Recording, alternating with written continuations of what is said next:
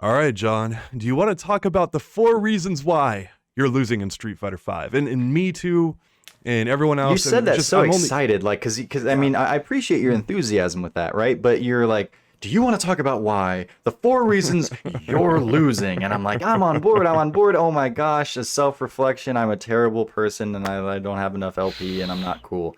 But yeah, I'll ride that wave. Why am I losing so much in Street Fighter Five, and why are you so excited about that?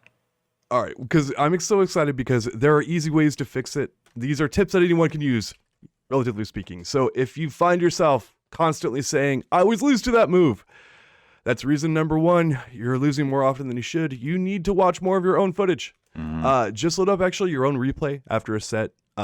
And that's one of the best ways to do it. You don't have to do it every single time, but if you find that you're always losing to, say, like, Rashid's V trigger or something like that, go load up your last CFN matchup against a Rashid. Go look at the frame data in there. Go look at the inputs. Go look at all that kind of stuff. And oftentimes you can easily see if you're negative, plus, all that other kind of stuff.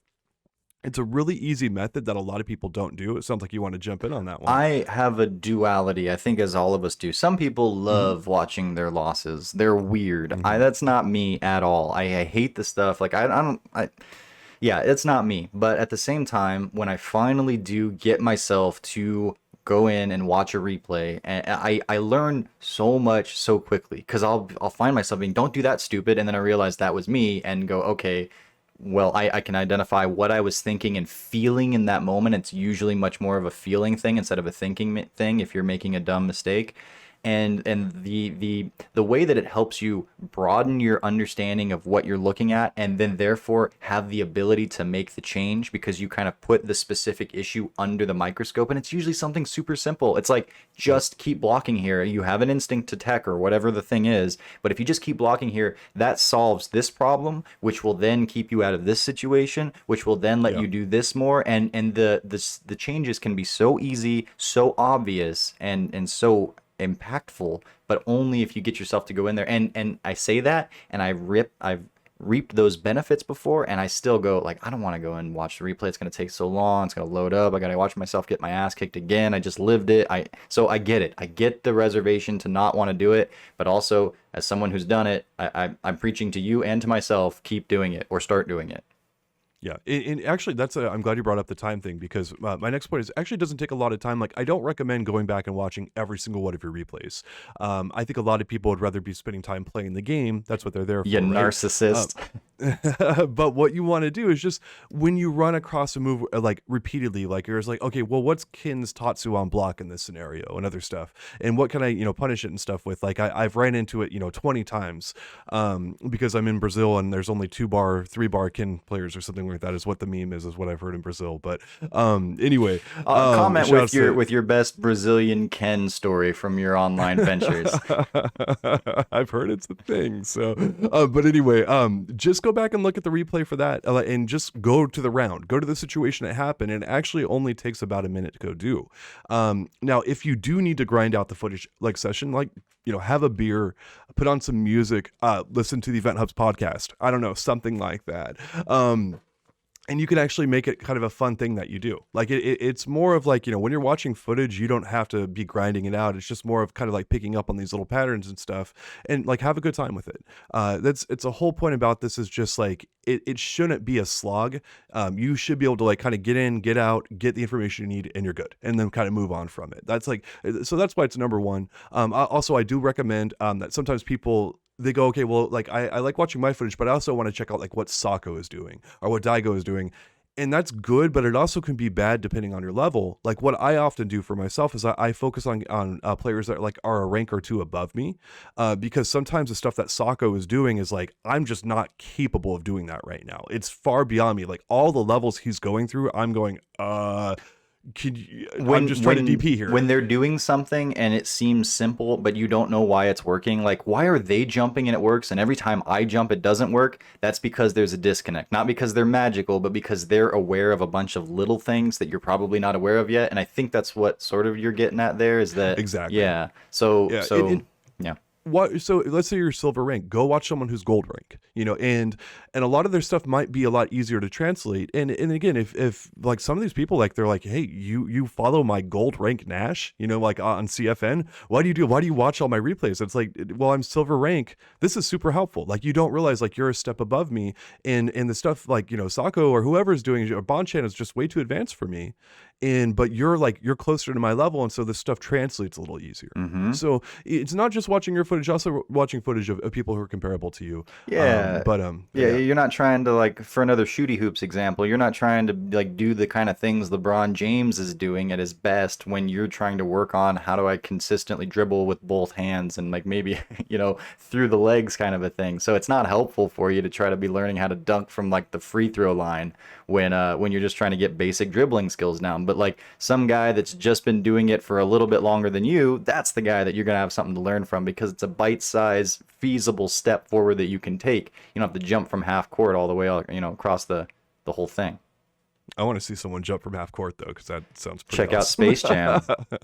Well, hey, you know what? They got a sequel coming out too, so good point. All right. So speaking of Space Jam 2, number 2 is don't be in the wrong spots on the screen.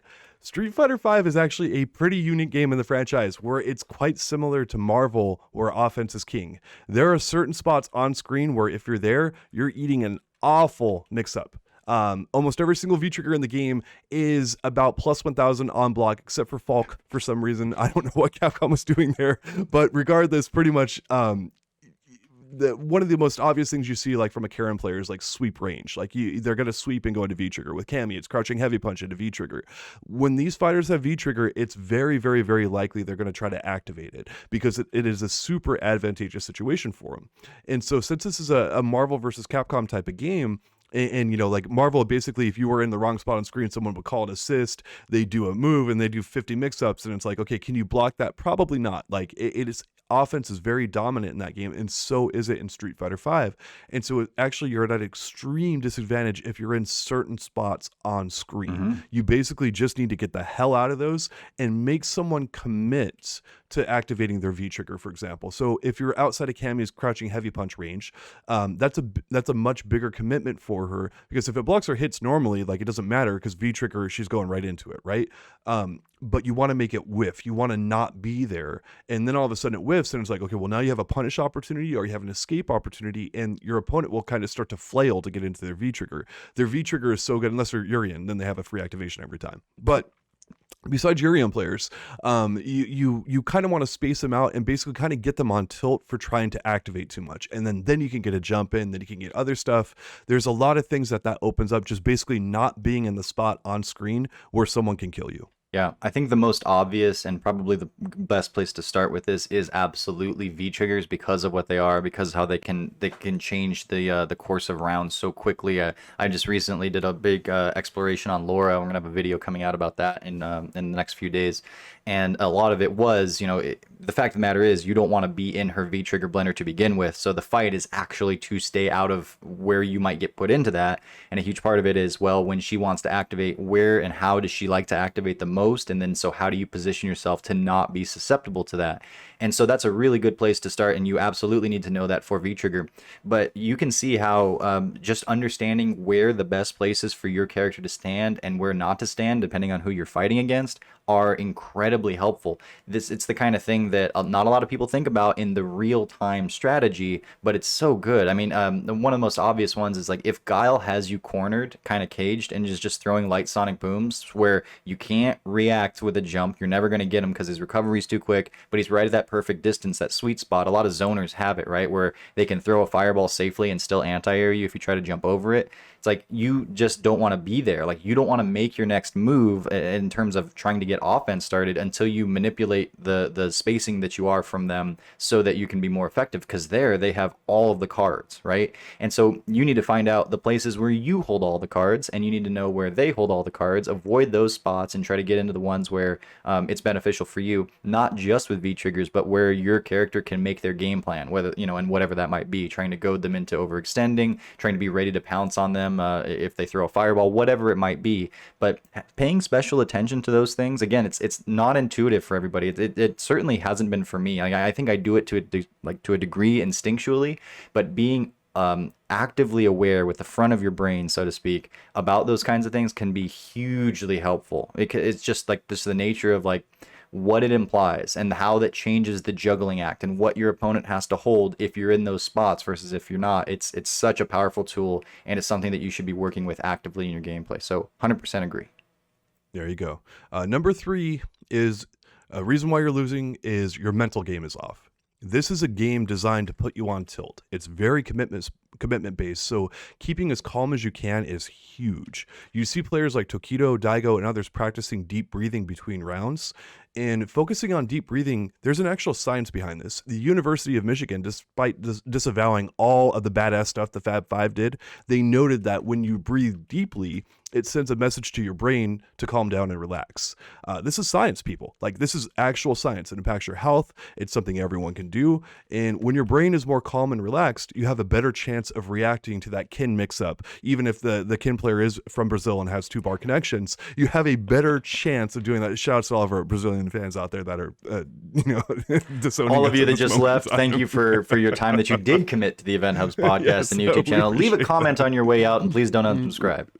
Yeah, it's but of course, anyway, I digress. When your brain is more calm and relaxed, you have a better chance of reacting to anything that's going on in the game. You might know exactly how to block, you might know what to do, but if your brain is all on tilt, your chances of reacting are much less, and reacting correctly, I should say. Mm-hmm. So deep breathing is one of the best ways to lower your body's stress levels. And again, it's a very simple thing that I see a lot of people not doing, just taking a minute. Just like Street Fighter V's rounds, like the pauses between them, they're pretty long, or between games and stuff like that. Shout out to load times, right? I think it was like Bonchan or someone like that. He's like, the load times are so long, I have a really good chance to get my mental composure back between, Especially on PS4. I played on PS4 last night at our little outing, and I was immediately reminded, like, oh my gosh, I just grew 3 more gray hairs in the time it took this match to load up. I don't need any more gray hairs, man. But yes, so there are a lot of mental exercises that you could do to get yourself in the best possible spot to play. Like just playing up to your potential. Like if, I don't care if like you're playing at maximum potential, you're probably not beating Daigo on your best day unless you're a pro level player, right? But if you're playing the best you possibly can for your skill set, you're doing everything you can. And a lot of that comes down to mental composure. A lot of that just comes down to, doing breathing exercises or getting into the right mindset or just focusing on what you need to be focusing on. And I can't tell you how many players I see crumble in the mental game all the time, and it's hard. It's legitimately hard to do. I used to be very much of the mind that these little things like take a breath and breathe and all that stuff was kind of just hullabaloo, and maybe it was some kind of a, like, if you're ritualistic about it, it might help other individuals, but it was never a thing for me because I was always about like, what can I tangibly see change things for me in a like sweeping way. When I was a little kid, I think this ties into it too. I'm playing again, basketball, shooty hoops. There's an SNES basketball game, NCAA, and I used to only take half-court shots. I didn't want to deal with the nuances of trying to drive up and get 2 points. What was that? No, just like shoot broadly and get 3 points and see the score change as much as possible and have these most impactful things. The little details didn't add up to much for me. But with something like this now, I can really appreciate how it really comes down to this little tiny weights on a scale. It doesn't have to be this giant, anvil that you put down to affect some change. It can be little things here and there, little breaths, little reminders to yourself, whatever it is that helps you specifically, and take the time to figure out what helps you specifically. I think those things really do add up, and that's just by an evidence of like experience and seeing like, yeah, I do get tilted. These things do affect me, and taking deep breaths does something, both physically, like the chemicals, the way things balance out in your brain and such. I think it helps with all of those kinds of things, and it really does add up to legitimate helpful change. So I come from a place where I used to be like, no, you just need huge, obvious, sweeping, changing things that'll help you or not. No, the little things add up, and so all those small things do them. Yep.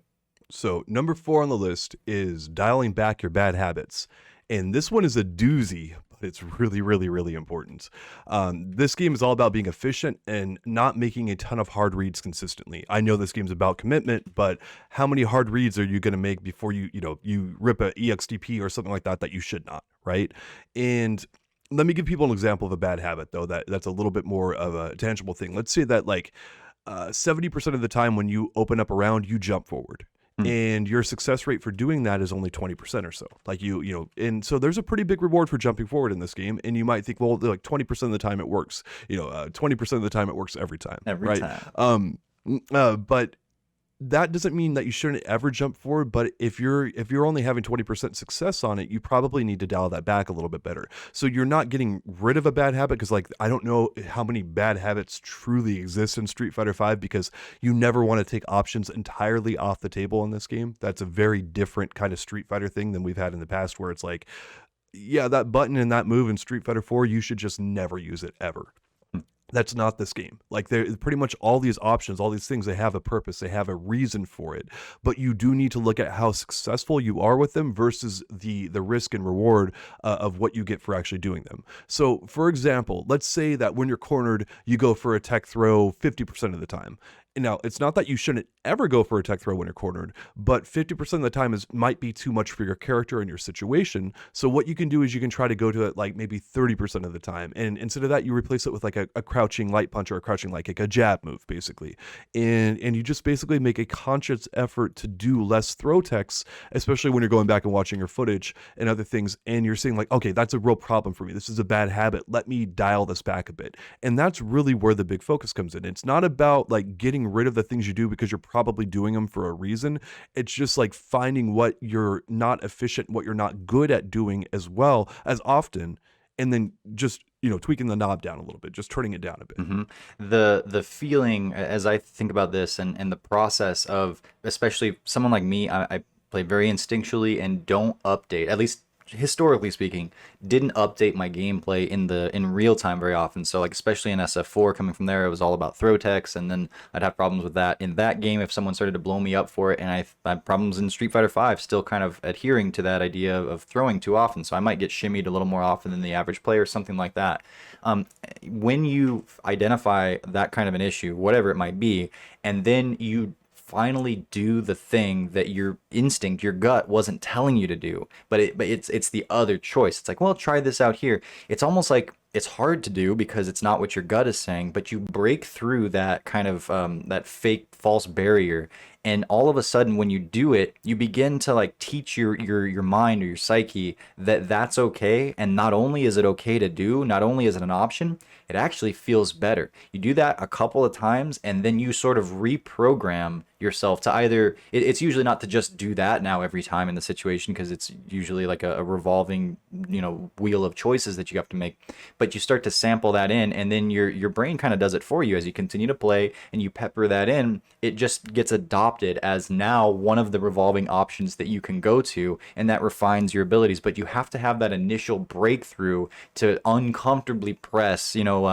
what would one be waking up and to beat shimmies on your wake up. So instead of throwing every time, I have to wake up with low forward, which for me was an 8-frame move at the time. I remember doing it for the first time and going, everything in my being says I just want to protect myself from the throw here, but my logical brain said, well, I keep getting blown up for that. What's the answer? This very risky, when you're thinking about a wake-up situation, low forward, but I did it, and it worked, and then the rewards came in, and all of a sudden that got put into the network of possibilities for what I do in this situation. And I don't wake up with it very often, but it's there. And so that's the process of adding in new tools to your arsenal and diversifying your options, your portfolio. Yep. There you go.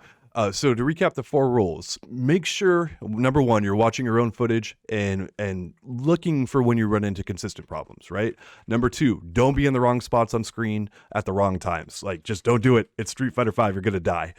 Number 3, don't let your mental game be off. And number 4, dialing back your bad habits. Those are 4 simple rules that you can follow that anyone can use. And if you're already doing them, hey, more power to you, but any player on the planet can use this stuff. You see it from the pros, you see it from other people, you see it from those 2-bar Brazilian kin players that are out there. Sometimes, maybe they're doing one of them. I feel maybe, like you maybe don't. I feel like that's the point, is that you don't. But fair enough. Agree to disagree.